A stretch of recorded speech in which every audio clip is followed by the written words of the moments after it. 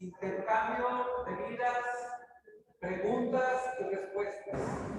Ojalá que abramos el corazón a estas alturas para que lo que haya ahí que ha sido cuestionado o que tengamos una gran hambre o necesidad de la ampliación de cualquier punto o compartir lo que el Espíritu Santo ponga en tu corazón como fuego, hagámoslo para riqueza de todos y bien de todos, sobre todo de las almas de las cuales tú eres pastor. Ricardo, buenos días, querido hermano. Buenos días. Acá son buenas tardes, pero bueno. No sé si ya es momento de comenzar. Listo. Ok, muy bien. Bueno, pues, buenos días para ustedes. Feliz día de San Andrés Apóstol, que celebramos hoy en la iglesia. Este apóstol escondido, sin embargo, el que porta a Pedro al Señor. No sé si ya tuvieron la misa o la tendrán más adelante, pero allí leemos el momento en el que son llamados propiamente como discípulos para estar permanentemente con Jesús, dejando las redes, dejando todo. Sin embargo, ese evangelio no nos narra cuando Andrés conoce a Jesús. Quien nos narra esto, sabemos, es San Juan, en su Evangelio, capítulo 1, versículos 36 en delante. Sabemos que Andrés era discípulo de Juan Bautista, junto con Juan Evangelista en ese momento. Y llega Jesús, dice el Evangelio, ve venir a Jesús hacia él. Y es cuando Juan Bautista lo presenta, he ahí el Cordero de Dios. Y entonces estos dos jóvenes, Andrés y Juan, empiezan a caminar detrás de Jesús sin hacerse notar. Jesús se vuelve y les pregunta, ¿qué buscan? Esta pregunta a mí siempre me llega, porque Jesús siempre nos pregunta, ¿qué buscas? En todo lo que haces, ¿qué buscas? ¿Buscas a Dios o te buscas a ti mismo? Si vives buscándote a ti, no te encontrarás. Si buscas Dios, encontrarás la verdad, tu verdad. Bueno, pero ellos no responden directamente a la pregunta de Jesús, sino con otra pregunta. Maestro, ¿dónde vives? Y Jesús tampoco responde directamente con un concepto, sino con una invitación. Vengan y lo verán. Vengan. Viendo otros momentos del Evangelio, si Jesús debiera responder con un concepto, por así decir, no tanto con un concepto, sino de otra manera, Jesús podría haber dicho, el Padre está en mí, yo estoy en mi Padre, yo vivo en mi Padre, yo vivo en su voluntad. Maestro, ¿dónde vives? Vivo en la voluntad de mi Padre. Porque físicamente Jesús no fue estable en un lugar. El Hijo del Hombre no tiene dónde reclinar su cabeza. Pero interiormente, la casa de Jesús es la voluntad del Padre. Casa de la cual jamás salió.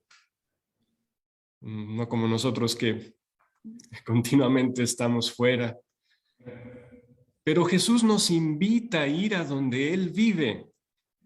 Vengan y lo verán. Esa invitación que Jesús hizo en el Evangelio a aquellos primeros apóstoles, en realidad son los primeros, de los cuales hoy celebramos la fiesta de Andrés. Jesús nos hace esa invitación: ven, ven a donde yo vivo, ven en la voluntad de mi Padre, ven y conoce lo que hay en ese vivir de mi voluntad divina, en esa unión de mi voluntad de hombre con la voluntad eterna de mi Padre. Ven, no es solo para mí, yo lo comparto a mi cuerpo, yo lo comparto a mis hermanos, porque esta voluntad de mi Padre es para ustedes, porque todo lo mío es tuyo. Como dijo el Padre en la parábola al hermano mayor: Hijo, todo lo mío es tuyo. Y Jesús nos invita a creer esto. Este vivir en la divina voluntad, el conocimiento del don de la divina voluntad, es a profundizar qué significa que todo lo que es de nuestro Padre es nuestro.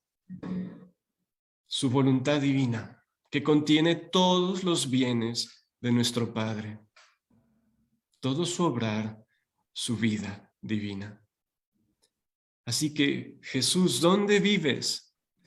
Vivo en mi Padre, vivo en su voluntad. Ven a conocerla, ven en mi voluntad, ven y lo verás. A propósito de este ven y lo verás, me llama la atención. Saben, estamos en Adviento y en el Adviento siempre hay un estribillo que se repite todo el tiempo. Ven, Señor Jesús, ven, ven. La Biblia comienza con la promesa de su venida y termina con que el Espíritu y la esposa dicen, ven. Ese es el culmen, ese ven. Ustedes saben, el Antiguo Testamento es un adviento permanente hasta la venida del Mesías.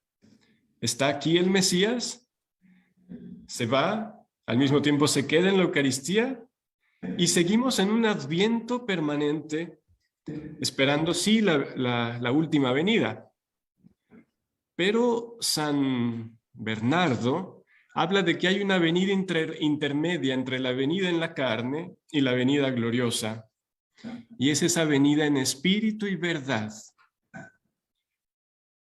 ¿Qué tanto permanecemos nosotros en ese adviento, en esa espera, en ese anhelo de continuamente, ven Jesús, ven en mí, ven en mis actos, ven en mi vida?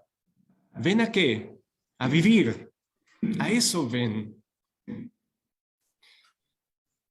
Pero no solo es un adviento en el que nosotros esperamos a Jesús.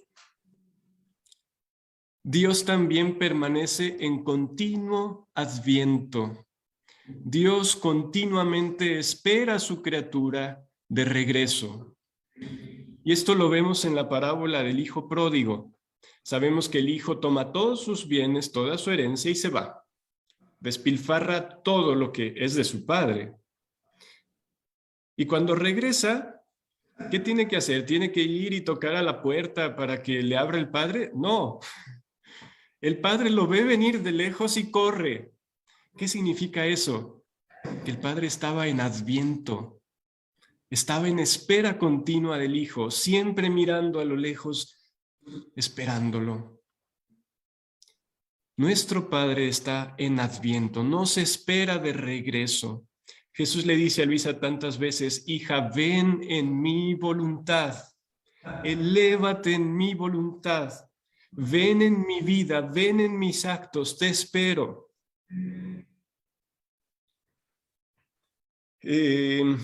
Así que Jesús, así como invitó a Andrés, vengan y lo verán, en este adviento también Él nos dice, ok, ustedes me invitan a venir, se abren a mí, me dicen, ven Jesús, Y yo les digo a ustedes, vengan, vengan a donde yo estoy. Es un mutuo adviento, es una mutua espera y es una mutua invitación. Pero ¿cómo hacemos vida nosotros ese adviento en nosotros? Que no quede solo en el aspecto ritual del tiempo litúrgico que se celebra. Este vivir en la divina voluntad es ese continuo abrirse a una venida incesante de Jesús en nuestros actos. Dios nos crea, como decíamos ayer, según el catecismo, para compartirnos su vida. Porque Dios es amor, y no hay mayor amor que dar la vida por aquellos que se aman. Al leer el libro del cielo, Jesús nos explica de modos sobreabundantes que yo no soy capaz de explicar, cómo en el plan divino, cada acto de criatura sería el espacio, la oportunidad de una nueva donación de Dios, de esa continua donación de su vida y de su amor. Para eso son los actos, para eso es el tiempo y para eso es nuestra voluntad, para continuamente abrir la puerta de nuestro acto, para que entre la vida divina que es Jesús y lo llene y sea Él mismo quien lo haga. Pero este Jesús se la pasa tocando a la puerta y no encuentra quien le dé acogida como la que él esperaba. Escuché a mi mamá leyendo el número del catecismo donde dice que María, en María, el don de Dios, es decir, Dios que se dona, encuentra la acogida que esperaba desde el comienzo de la historia. Dios está esperando ser acogido por sus criaturas. Y esa acogida la encuentra de modo perfecto en María. ¿Por qué? Porque María, siendo concebida en la divina voluntad, a fin de cuentas, porque eso es ser concebida inmaculada, es decir, con su voluntad humana en la voluntad divina, esta voluntad divina unida en la voluntad de María hace que María tenga en sí espacio suficiente para recibir el don de Dios continuamente. Ella pudo concebir en el vientre porque ya había concebido la vida de su Dios en cada uno de sus actos. Por eso es llena de gracia. La gracia es la vida divina. Así que aprendamos esta actitud de María. En la plática que les acaban de dar, les han hablado del libro de la Virgen María en el reino de la divina voluntad. De verdad que allí encontramos a María como una mamá que se sienta, nos invita a ponernos sobre sus rodillas como niños pequeños y nos corrige, nos anima, nos abraza, nos consuela y nos empuja. ¿Cómo es vivir de vida divina como ella vivió? ¿Cómo es ser también nosotros llenados de gracia?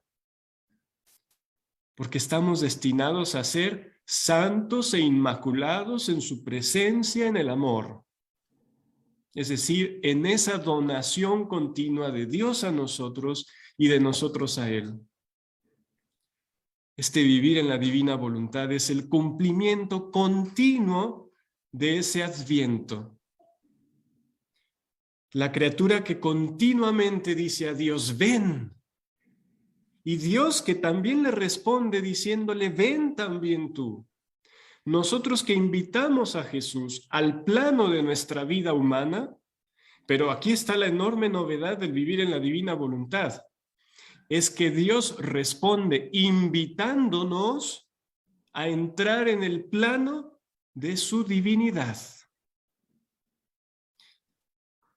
Hoy es martes, el primer martes de Adviento. Cae la fiesta de San Andrés y por eso no leemos el oficio de lectura que corresponde al martes de Adviento. Sin embargo, por no sé si fue inspiración divina, se me ocurrió revisar qué había en el oficio de lectura que correspondería de modo ordinario en el primer martes de Adviento. Y me encontré que hay un discurso de San Gregorio Nacianceno que lleva por título esto: «Oh maravilloso intercambio». Jesús lo había preparado así. Y les confieso, en el breviario, ustedes saben, en toda la iglesia meditamos las mismas lecturas, rezamos los mismos salmos, pero hay diferencias en los himnos y en las preces. Los himnos en el breviario italiano son bellos, teológicamente perfectos, por así decir, pero les confieso que me faltan un poco los himnos de nuestra liturgia en México, porque a estos de acá les falta un poquito el toque afectivo de la relación afectiva con Dios en los himnos, en la parte inicial. Pero bueno, en este discurso de San Gregorio Nacianceno, fui a buscarlo en español y me sorprendí un poco por las diferencias de traducción, porque hay ciertas cosas, incluso frases enteras, que en español no están, y otras que también en italiano no están y en español sí. Así que les quiero leer solo un pedacito como está escrito en el breviario de Italia. Dice, primero habla del verbo divino, una preciosa alabanza de lo que es el verbo divino, luego de su encarnación en la Virgen Madre, y dice esto: Dios, en un cierto sentido, asumiendo la humanidad, la completó. Dios, en un cierto sentido, asumiendo la humanidad, la completó. ¡Wow! Cuando reunió en su persona dos realidades distantes entre ellas. Esto es, la naturaleza humana y la naturaleza divina. Esta confirió la divinidad y aquella la recibió. Este es el maravilloso intercambio. Pero me asombra cómo el Espíritu Santo le hace comprender esto a San Gregorio Nacianceno para decir, Dios, en un cierto sentido, al asumir la humanidad, la completó. ¿Qué nos está diciendo? La humanidad, si no está unida con la divinidad, está incompleta, porque Dios creó la naturaleza humana unida con su vida divina. El hombre se separa, el hombre se desgarra, el hombre pierde esta vida divina que Dios le da al comienzo, y tiene que venir el verbo divino para volver a abrir las puertas de esa vida divina. Y dice, aquel que da a los otros la riqueza, se hace pobre. Pide en limosna mi naturaleza humana para que yo me vuelva rico de su naturaleza divina. Y aquel que es la totalidad, el todo, se despoja de sí hasta el aniquilamiento, el anulamiento, el hacerse nada. Ok, sí, eso pasa en la vida de Jesús hace 2000 años. Pero esto tiene que pasar en nuestra vida aquí, ahora. Jesús está pidiéndonos, como dice aquí, como en limosna, nuestra naturaleza. Él ya tomó en sí mismo su naturaleza humana. Y en algún modo, que Jesús explica sobreabundantemente a Luisa, asume todas las vidas humanas, todos los actos humanos. Porque si no hace eso, no puede redimir a todas las criaturas. Él debe recapitular en sí todas las cosas, todas las vidas, todos los actos y responder al Padre dándole lo que él debía encontrar. Pero ¿qué debía encontrar el Padre en nosotros? Me llama la atención mucho y me conmueve profundamente que Jesús pide a Santa Faustina Kowalska en la coronilla de la Divina Misericordia rezar esa oración que se hace en medio de cada decena. ¿Qué decimos? Padre eterno, te ofrezco el cuerpo, la sangre, el alma y la divinidad de tu amadísimo Hijo, nuestro Señor Jesucristo, en reparación de nuestros pecados y los del mundo entero. ¿Qué significa esto? ¿Qué es reparar? Cuando a una silla le falta una pata, repararla significa ponerle la pata que le falta. En el sentido de reparar, los pecados que son actos de la voluntad. Para reparar las vidas humanas, para reparar los pecados, ¿qué es lo que Jesús enseña que se debe ofrecer? Toda la persona del Hijo de Dios hecho carne. El cuerpo, la sangre, el alma y la divinidad. Porque en el plan divino, Dios nos creó para encontrar en nosotros a sí mismo, a Jesús. Porque en Él están todas las complacencias del Padre. Y a nosotros nos creó en el Hijo para vivir la vida del Hijo.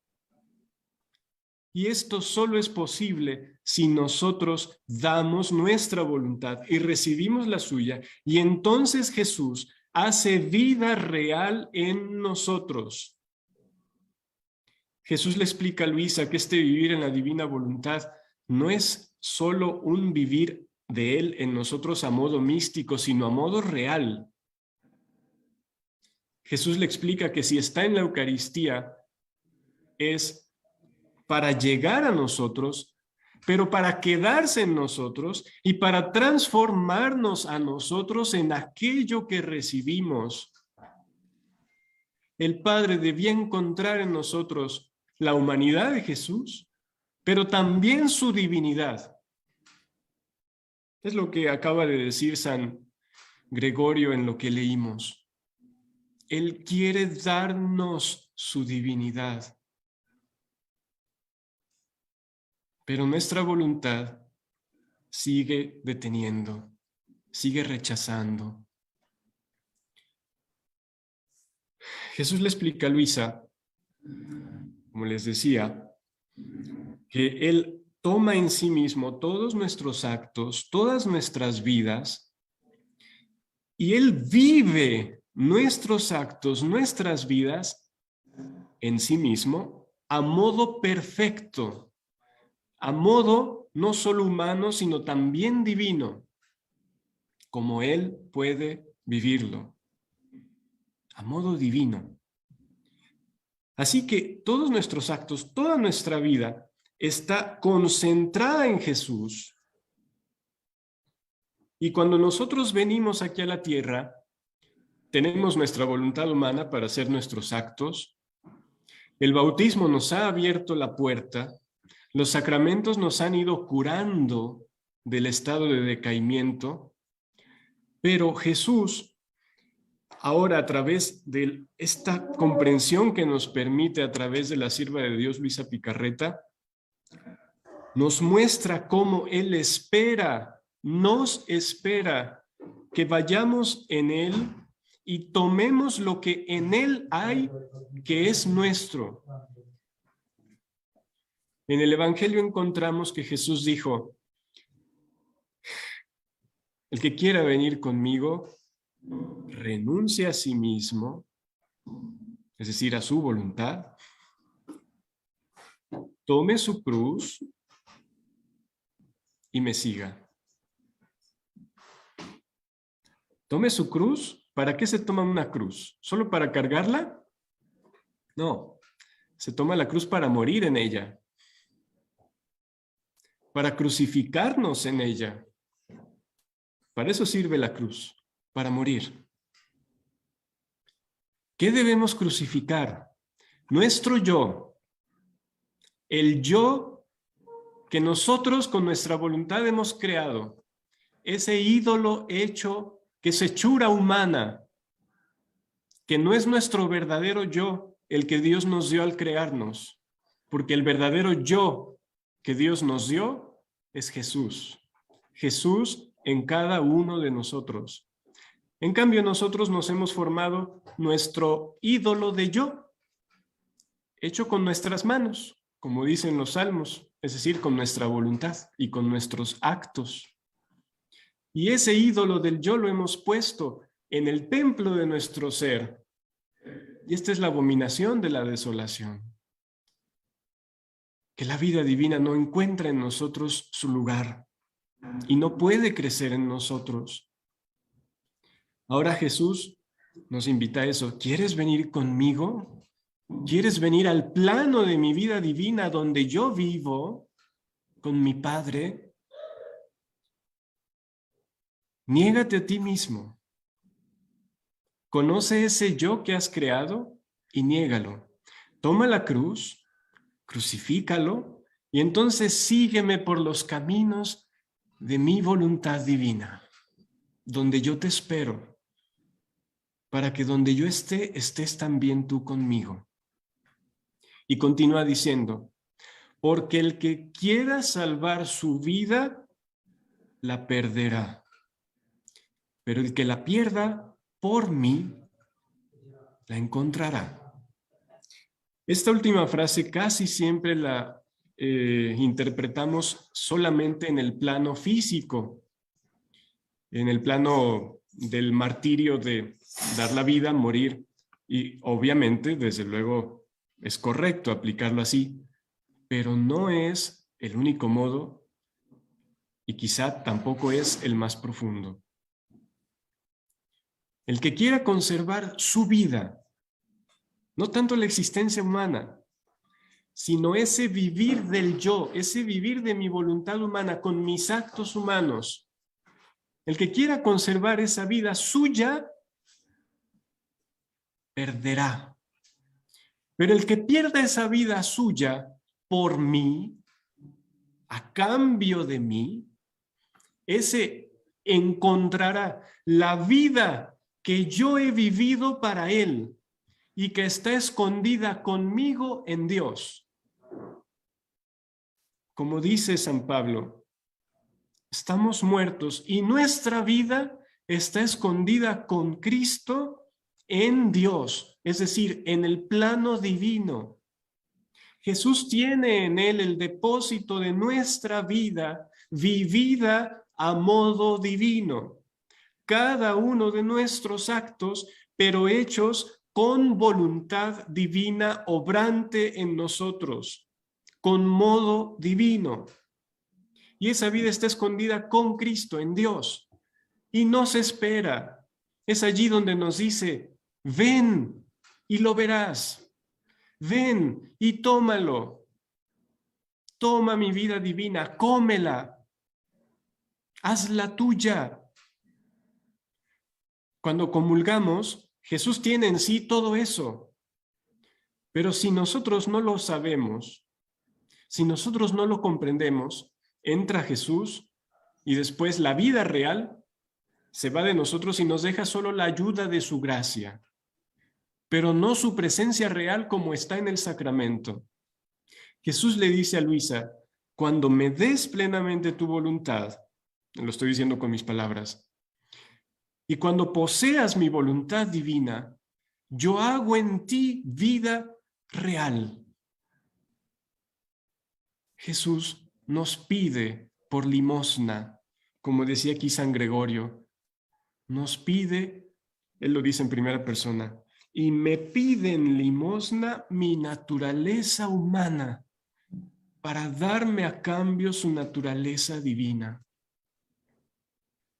De verdad, en estos escritos de la divina voluntad, como explicaba Silvia, sobre todo del 11 en delante, de modo todavía más profundo en el 12 en delante, encontramos qué es esa vida divina que vivió el Hijo de Dios en la carne.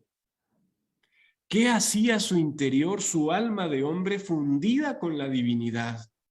Su voluntad humana fundida con la voluntad divina. Y lo más maravilloso es que encontramos que todo eso es para nosotros. Es para nosotros vivirlo. Así que respondamos a esa invitación que Jesús nos hace. Jesús, quiero conocer dónde vives. Quiero conocer ese plano divino de tu voluntad eterna, donde tú vivías con el Padre, donde hacías tus actos interiores. Jesús nos dice, ven, ven y lo verás. San Juan, creo que en su primera carta nos dice, queridos, ya somos hijos de Dios, pero lo que seremos aún no ha sido manifestado. Sabemos que cuando Él se manifieste, seremos semejantes a Él, porque lo veremos tal cual es. Cuando yo leo esas palabras de San Juan, el apóstol que más conoció a Jesús, el amado, me pregunto, ¿de qué estás hablando, Juan? ¿Tú no conocías a Jesús? ¿O por qué dices, cuando lo veremos tal cual es? Juan vivió con Jesús 3 años. Sin embargo, Juan se da cuenta de que hay algo de Jesús que no conoce. Lo ha visto en el plano humano. En la transfiguración ha visto vislumbrar un poco de la gloria de su divinidad. Pero lo que pasaba en su interior, lo que obraba la divina voluntad obrante en la voluntad humana de Cristo, lo que obraba la divinidad a través del alma de Cristo, ese penetrar en toda la historia, abrazar las generaciones humanas, todos los actos humanos, llenarlos de vida divina, corresponder al Padre por todos en modo perfecto, universal, infinito, eterno, eso no era conocido y Jesús lo dice explícitamente a Luisa. Y San Juan nos dice, lo que sabemos es que cuando Él se manifieste, y no se refiere a una manifestación tanto física, Él ya lo conocía físicamente. Cuando manifieste eso que de Él está todavía escondido, seremos semejantes a Él porque lo veremos tal cual es. Conocer la vida interior de Jesús no es solo para tener una mayor comprensión teológica de Jesús, es para vivirla. Es para vivir en nuestros actos ordinarios la vida del Hijo de Dios. De verdad, ojalá se den un clavado en esto que Jesús ha mostrado a la pequeña sierva de Dios, Luisa Picarreta. San Pablo dice en la carta a los Colosenses, les comparto pantalla,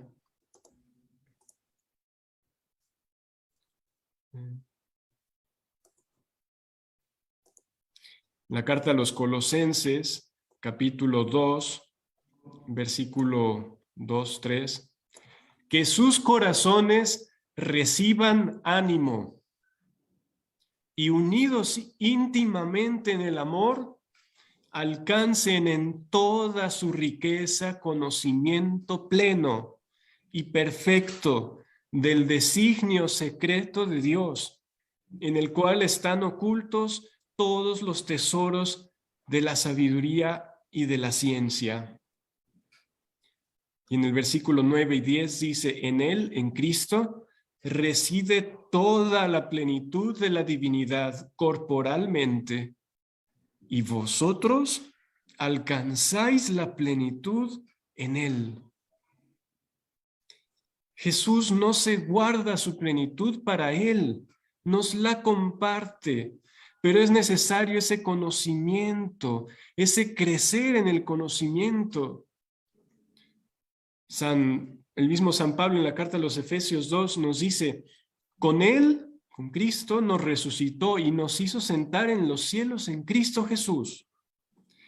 Esto, nosotros estamos aquí en la tierra, pero nuestra vida vivida a modo divino está sentada en los cielos en Cristo Jesús, a fin de mostrar en los siglos venideros.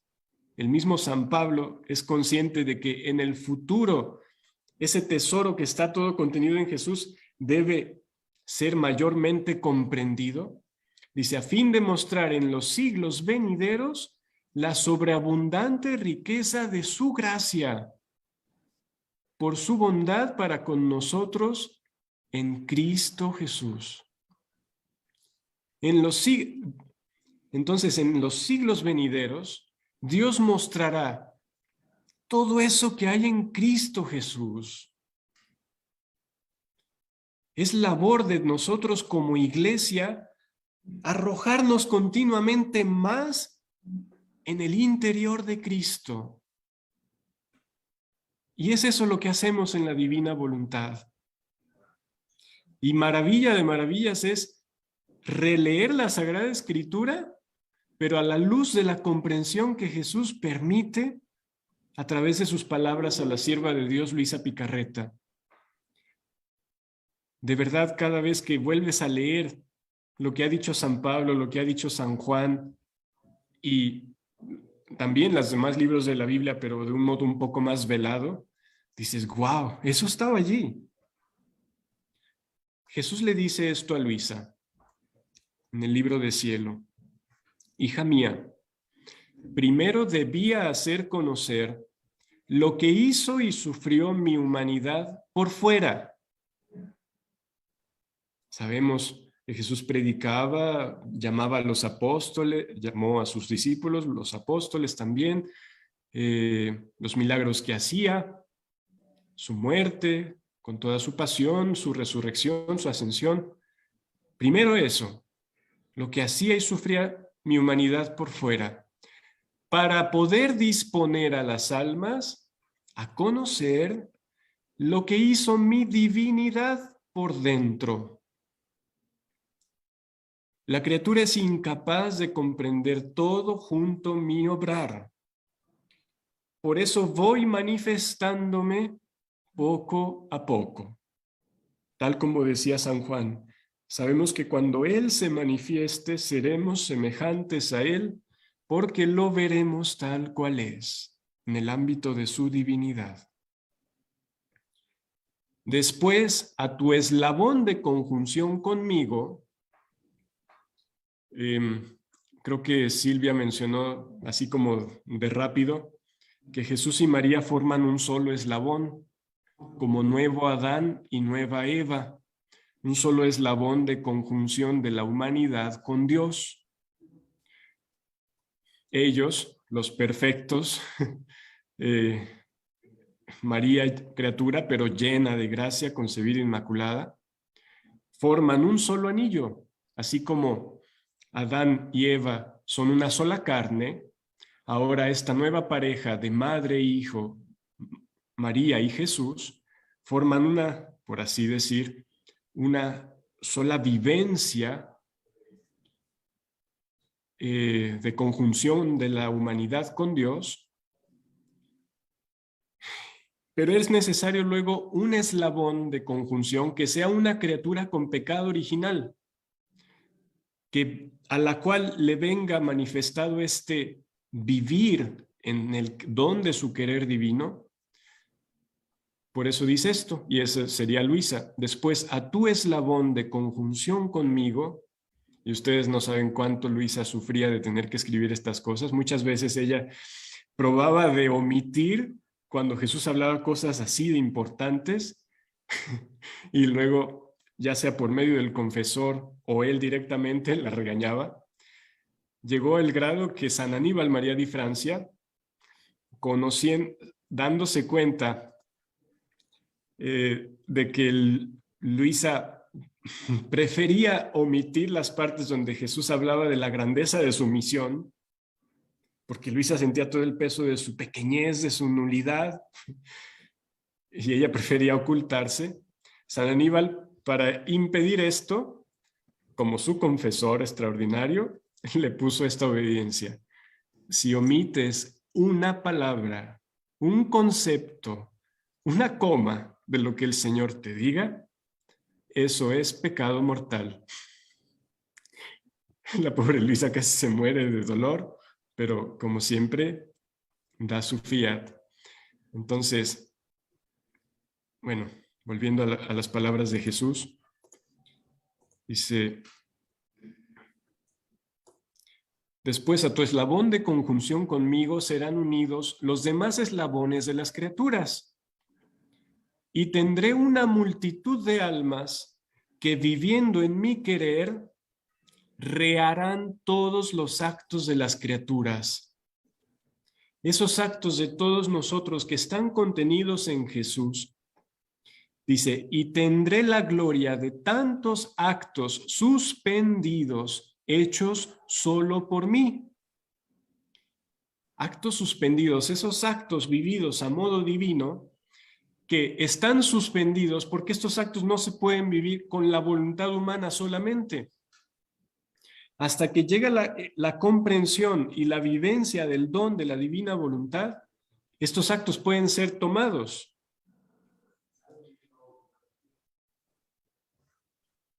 Cuando eso pase, dice, entonces tendré la gloria de tantos actos suspendidos, hechos solo por mí y conservados en mí. Ahora los tendré hechos también por las criaturas. Y esto tiene que ver con lo que el Señor dijo: aquel que crea en mí hará mis obras y las hará aún mayores. No solo en el plano exterior, sino sobre todo en el plano interior. Esas obras divinas del Hijo de Dios, conservadas en Él, y que Él quiere compartirnos. Continúa Jesús diciendo, hechos también por las criaturas, y estas criaturas serán de todas clases, vírgenes, sacerdotes, seglares. Según su oficio, no obrarán más humanamente, es decir, solo con su voluntad humana, que aunque pueda ser muy buena y ayudada por la gracia, pero se queda solo en el plano limitado de lo humano. No, sino que penetrando en mi querer, es decir, en el acto eterno de Dios, eso es el querer divino, el acto eterno de Dios, donde está contenido todo, sus actos de las criaturas en su querer se multiplicarán por todos en modo todo divino. Y tendré la gloria divina por parte de las criaturas de tantos sacramentos recibidos y administrados en modo humano, otros profanados, otros enfangados por el interés, y de tantas obras buenas en las cuales quedo más deshonrado que honrado. Suspiro tanto este tiempo, tú reza y suspíralo junto conmigo, y no separes tu eslabón de unión con el mío, empezando tú la primera. Volumen 12, 29 de enero de 1909. Aquí me llama la atención esto que dice Jesús, que penetrando en su querer sus actos se multiplicarán por todos en modo todo divino. Entre las pocas cosas No sé si ustedes me ven, yo veo aquí la pantalla de Miguel. Dice, en la Biblia encontramos entre los pocos fragmentos donde aparece San Andrés, encontramos que él es el apóstol que cuando estaban reunidos esa multitud de gente, esos 5,000 hombres sin contar mujeres y niños, Jesús dice, démosles de comer, denles ustedes de comer. Y los apóstoles, sí, ¿cómo? San Andrés va y busca y encuentra un chiquillo que tiene sus 5 panes y sus 2 peces y entonces lo lleva a Jesús y le dice, pues aquí está tiene esto, pero ¿qué es eso? Y Jesús toma esa nada y la multiplica para todos. Esto sí es una imagen de la Eucaristía. Pero, ¿qué es la Eucaristía? Cuando ustedes hacen el ofertorio, la presentación de los dones, toman el pan y dicen, bendito sea Señor, Dios del universo, que por tu bondad hemos recibido este pan fruto, ¿de qué? De la tierra y del trabajo del hombre. Y semejante se dice del vino. ¿Por qué esa relación entre algo que es fruto de la tierra y juntamente del trabajo del hombre? ¿Qué va a pasar con ese pan, fruto de la tierra y hechura también humana? Porque no es que agarremos un grano de trigo y eso sea consagrado. Y no es que agarremos una uva y eso sea consagrado. No, se toma una parte creada y se añade la obra humana. Y en eso es donde Dios se pone a sí mismo.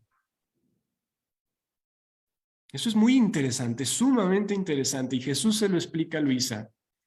Le dice, hija, en tu ser y en tus tu ser es hechura mía. O sea, es obra creada. Y tus actos son, por así decir, hechura humana. Ofréceme eso como hostia, y yo haré la consagración de tu ser y de tus actos, poniendo en ellos mi vida divina. Vivir en la divina voluntad es realmente permitir a Jesús hacer una celebración continua de la Eucaristía en nuestra vida, no solo ya en el plano litúrgico.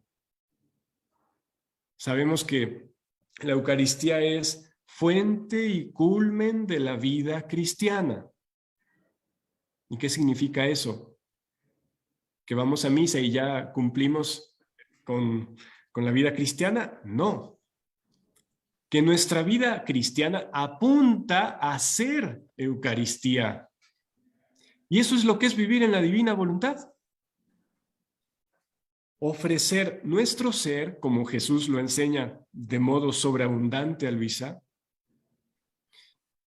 Y si bien los primeros 10 volúmenes no son en sí enseñar qué es vivir en la divina voluntad, sin embargo, sí es enseñar cómo purificar nuestro vivir humano. De modo semejante a cómo se debe cocinar el pan y cómo se debe hacer el vino. Para el pan, el grano debe ser triturado, se le debe quitar la cáscara, se debe amalgamar y luego se debe cocer por la fuerza del fuego. El vino también se le debe quitar la cáscara a la uva, se debe pisar y se debe dejar allí en su tiempo a que haga su trabajo y se forme el licor, el vino.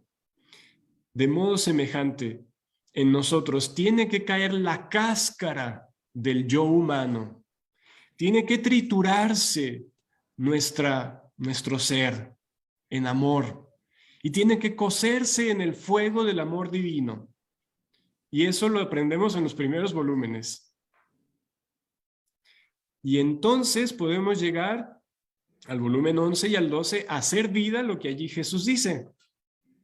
Ese que Él venga y en ese ser nuestro, que es obra creada suya, y en esos actos nuestros, que son hechura humana, Él pueda poner su vida divina y se haga esa multiplicación de su vida.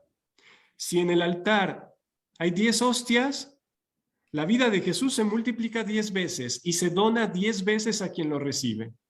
Si hay 100, si hay 1000, tantas veces se multiplica. Pues cuantos actos nosotros pongamos en la divina voluntad, Jesús tantas veces dona su vida divina en nosotros y en nuestros actos. Dejemos a Jesús hacer ese desahogo de amor. Él anhela desahogarse. Jesús le dice a Luisa, aquí en la Eucaristía soy un prisionero. Anhelo llegar a las almas, pero anhelo quedarme en ellas, pero no puedo porque encuentro en ellas una voluntad humana que quiere obrar, aun cuando sea buena, pero quiere obrar ella. Mientras que la vida divina no se hace con voluntad humana, se hace con voluntad divina unida en la voluntad humana. Así que, queridos hermanos y padres en la fe, pongamos en las manos de nuestro amoroso Salvador el pan y el vino de nuestro ser y de nuestros actos.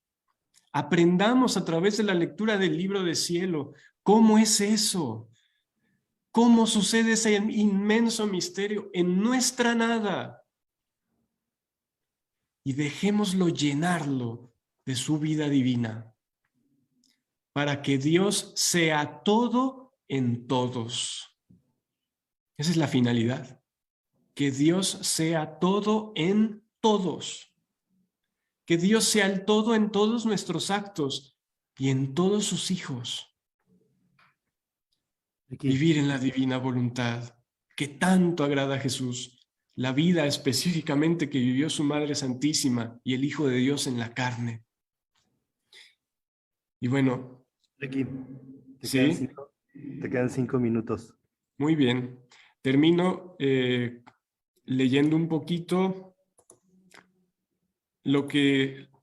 la lectura que hay en las vísperas de hoy, de San Andrés, donde San Pablo nos habla de esa unidad que debe haber entre todos, porque es un solo cuerpo, es un solo espíritu, es un solo Dios, un solo Padre, que reina en todos, actúa a través de todos, vive en todos, y luego habla cómo a unos dio ser apóstoles, otros profetas, otros evangelizadores, pastores, maestros, para capacitar a los fieles a fin de que, desempeñando debidamente su tarea, construyan el cuerpo de Cristo.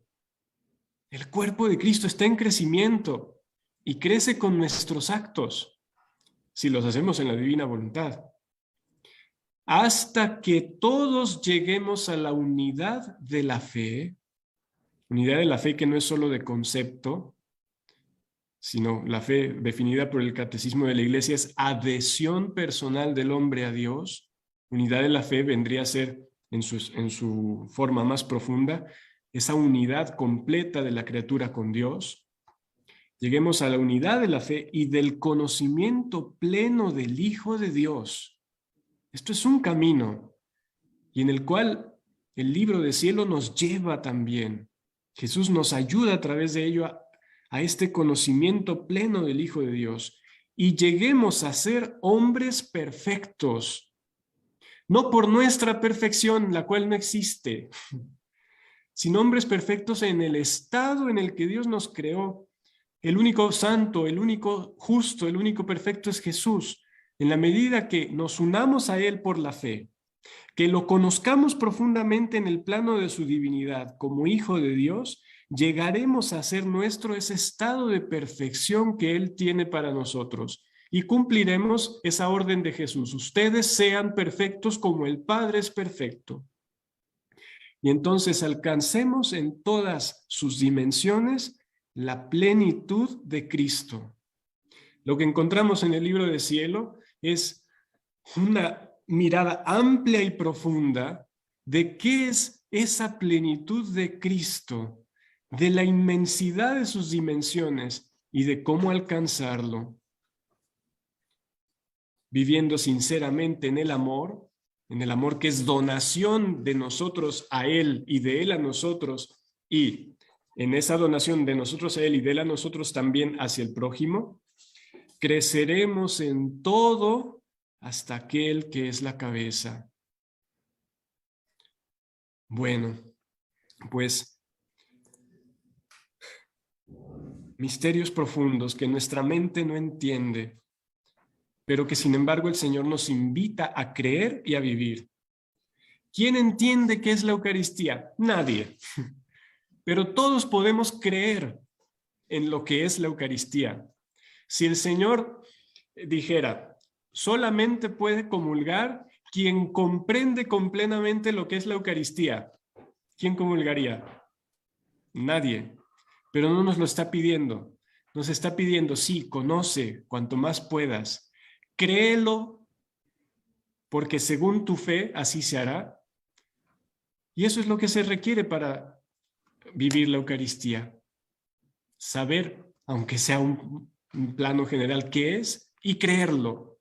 Pues de igual modo, este vivir en la divina voluntad quizá sobrepasa lo que nosotros podemos comprender, lo que nosotros podemos explicar, obviamente, lo que lo sobrepasa tanto más. Pero Jesús nos está pidiendo, créelo. Cree, y si crees, se hará según tu fe. Dame tu vida, y yo te doy mi vida divina.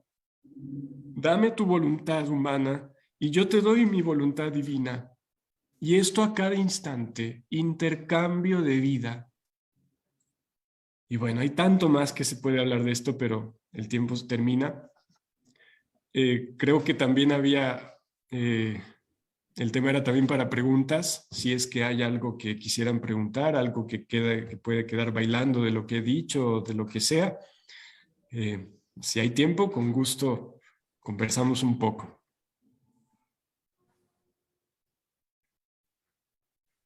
Una pregunta al menos.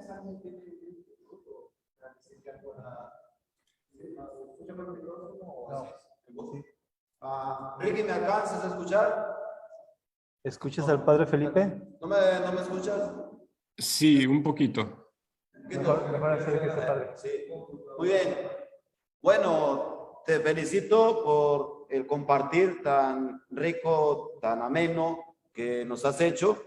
Y un comentario, en este intercambio, nosotros salimos ganando. O sea, nuestro Señor también decía, conviene que yo me vaya para que ustedes crezcan. Entonces ahora en este partir tuyo vemos frutos. O sea, hoy físicamente tu mamá ha compartido y lo ha hecho con una belleza, con una riqueza.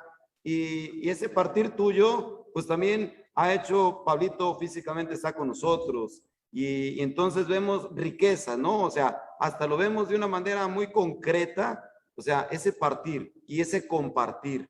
Entonces, este intercambio se ve muy palpable. O sea, no son así como imaginaciones, sino son cosas muy reales que van en beneficio de este crecimiento, de este conocimiento que Dios va compartiendo para todos. O sea, que ahora entonces lo podemos palpar. O sea, este intercambio que no es algo así como simplemente una imaginación, lo vemos concretado. ¿Sí? Y entonces, pues una felicitación y gracias por este compartir que nos has hecho vibrar y más amar divina voluntad.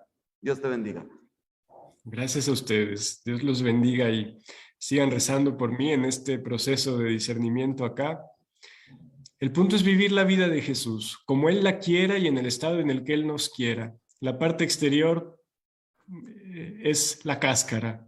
Lo que importa es el fruto que está dentro y que Jesús nos permita vivirlo de verdad.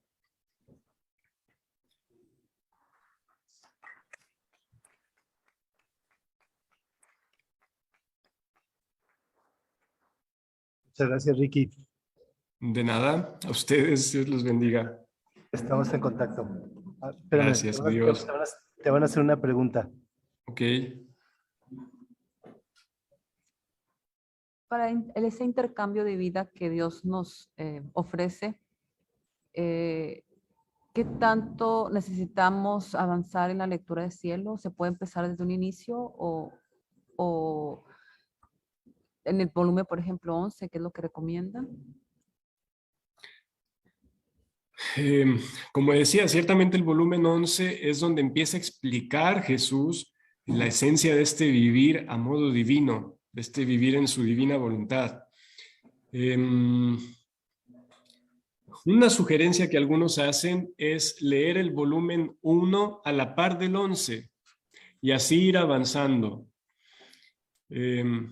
Ciertamente lo más ideal pues sería agarrar corte con el 1 al 11, digo con el 1 y hasta el 36, pero siendo que no siempre se puede y apremia la urgencia de darle nuestro fiat a Jesús, quizá una opción es esa, ir leyendo un poquito del 11, ir avanzando con el 1 y así ir siguiendo el corte. Pero lo que sí es leer, porque hay tesoros que Jesús tiene allí para explicarnos, para hacernos vivir. No son solo noticias que nos comparte, es vida que hace entrar en nuestro corazón en la medida en que nosotros escuchamos a Él con oídos de fe y corazón abierto.